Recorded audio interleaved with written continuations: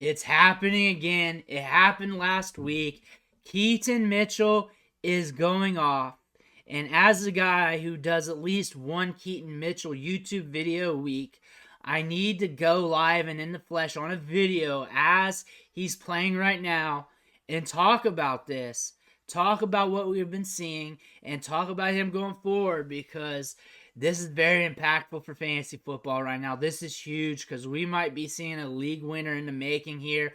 More than likely, the Baltimore Ravens offensive line's looking good. This is against a stout Cleveland Browns defense. We talked about it on live stream. A subscriber mentioned it as we were talking. You can run on the Browns a little bit, but it's a little bit sneaky. And he pointed out correctly, you can sneak on the Browns. Keaton Mitchell did that. Keaton Mitchell was that home run hitting play of the week. But really, we were wrong on that. He's just a guy that you start. He's a guy that you play because he is that home run hitter, and he's going to get enough touches, which is just one, to be able to help you out in fantasy.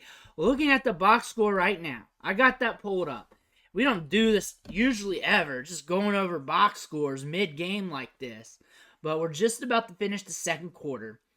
Keaton Mitchell has 2 carries, 32 yards, and a touchdown. 1 reception for 32 yards off 2 targets. It's like I've said all year long. He's so explosive.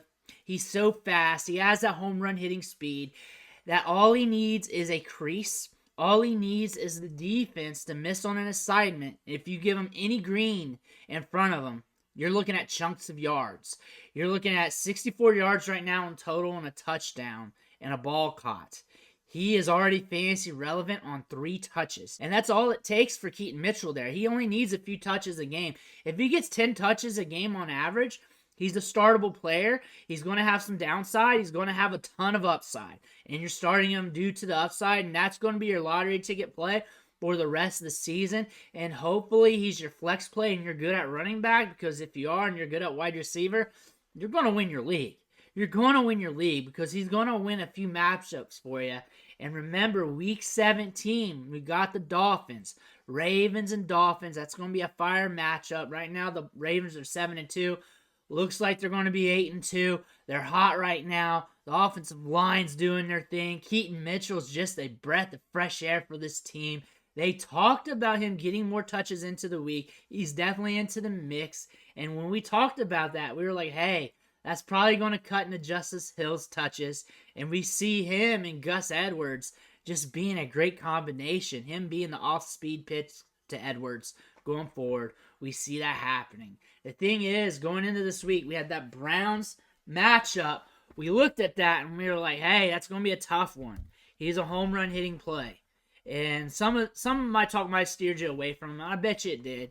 But he was also an upside play, home run hitter, and a player that we were strategizing around this matchup with, because we knew the Browns defense was tough. We were hoping the yards per carry would be lower on Gus Edwards and maybe allowing him to get more opportunity going forward. We were also hoping that if he was out, that the Browns defense was going to stifle the running backs. And you know what? When he came back healthy, he'd be good to go and he wouldn't lose any of his opportunities. Well, hell, he came in straight up fire. Straight up fire, because that's what Keaton Mitchell does. That's 4.37 speed going up against a team that allowed him to get a running lane, and all he needs is 1 or 2 running lanes a game, and he's going to house it. He's going to get you a big gain, and that's why we stashed Keaton Mitchell. He's a start in every matchup because it doesn't matter with a player like this, because all it takes is a blown assignment, and there are going to be ups and downs. It's just part of the profile. That's just part of how you're going to play with him. But those upsides games are so immense that you cannot ignore him. You can't ignore him anymore. He's a start from here on out. If he misses, he misses. But you know what? There's going to be hits. There's going to be a lot of hits with Keaton Mitchell. We talked about him every week. We've done 10 plus YouTube videos on him, plus the other videos where we just talked about him a little bit. We've been harping him up. We've talked about him as we were sad when the hamstring issue came up when he was week to week, because we did not know how long he was going to be out, because they were acting like the sky was falling in the media. But again, one thing you want to look at here, what did we learn? We learned that we had a volatile running back situation. Even though Gus Edwards turned things on these last few weeks, prior to that, things looked volatile with the running backs. We had some injuries. We had this rookie here, late rounder with upside and speed, that the team liked. They noted it. They said it a lot. And he was coming back from injuries. And that he had a good chance of getting inserted into this mix. We knew he had speed. We knew the offensive line was good. We know Lamar Jackson's a good veer to that too to help spring him open. Everything looked like it could be a good situation. And now with those odds increasing in our favor, now we just needed them to hit. We saw Keaton Mitchell hit, and that was just part of the process. There was a chance it could run bad because free agent running back, young running back, injuries could be keep propping up here because he was injured before. He got injured twice this year, shoulder and hamstring. That was in the realm of possibilities. So again, there was some risk there, but he was a free prospect off waivers. Most of the time he could be stashed in your IR slot or stashed at the end of your bench, and you just had to hold on to dear life.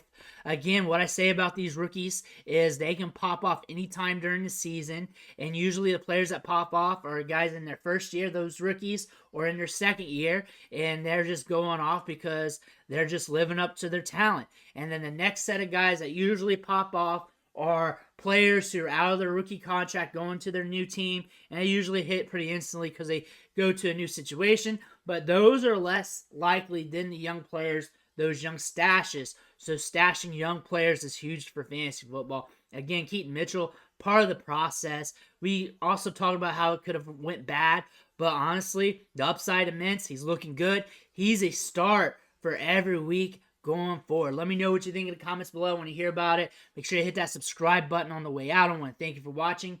Catch you on the next video.